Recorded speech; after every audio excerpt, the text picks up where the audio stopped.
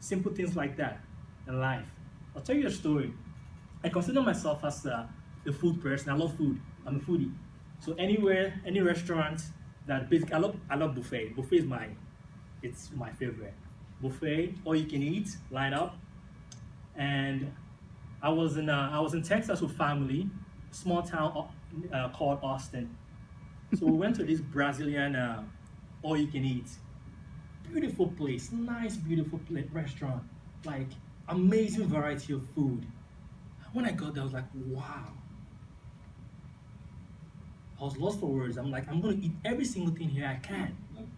But I ran into a problem. I had limited space. So in as much as I wanted every single thing, I couldn't have everything that my whole body craved to eat at that particular time. And due to the nature, you can't carry food home. So I had to choose. So I had to rely on my own judgment in terms of picking out what I really craved at that particular time. And then I had a realization. I found a parallel there during that situation with life. The buffet line of life is similar to the buffet line of restaurant. Because in life, every day, you wake up every day, you're being hit constantly with several options, several decisions. Everybody wants your attention. Every morning you wake up, it's coming from all angles. Several different decisions, kids, family, social, every single thing. Then what do we rely on to keep us focused, to keep us going? What is our GPS? What is our map to keep us focused? That's what I call the basic fundamental one, goals.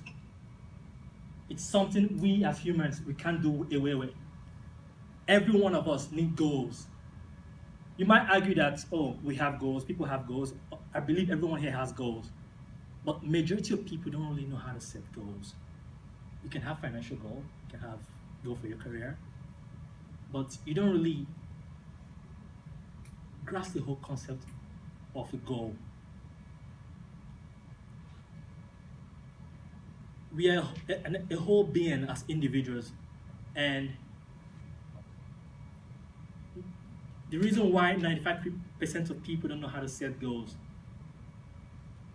is because they were never taught. It's never taught in schools. They focus on just one thing. Picture a table, a rectangular table with 4 legs, right? If I knock off one, what happens? It still stays, right? But it's unbalanced, right?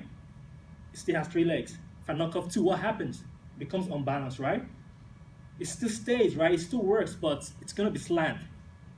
If I knock off the third one, there's 1 more leg, right? It still stays, but now it's slant, right? Things, if you put a water there, it falls off. That's how life is, basically. And that's how, when you need to set goals, you need to set it holistically. You need to have spiritual goals. You need to have physical and health goals. You need to have economic goals. If you don't set good economic goals, you find yourself on the street. You need money. You need money to survive. And you need your relationship and family goals. We're all going somewhere. In 5 years' time, we're all going to be somewhere. But the question is, where are we going to be? Would it be somewhere that you designed? Or would you be tossed by the wind and end up in a place that you didn't expect to be? But a goal keeps you in focus. A goal keeps life in focus. Without a goal, we're like that person traveling to Tuscaloosa without a GPS. Guess what's going to happen to that person before he gets to Tuscaloosa? He's going to stop at different places to ask for direction at every single time. But when you have that map, when you have that GPS, guess what? You can blaze all the way in the highway without stopping. And that's how goals keep us in check. One of my great mentors, his past now always said, always have your day finished. Always have your month finished. Always have your year finished. before you started. We either living our dreams or we are in someone else's dream. Okay. And goals don't have to be big. Basic stuff. Family goal. Go see my grandkids 2 times a week. Right? Spiritual goals. Go to the temple, go to the mosque once a week. Physical goals. Exercise once a week. Economic goals. Save for my retirement. And you find out you're balanced. Thank you.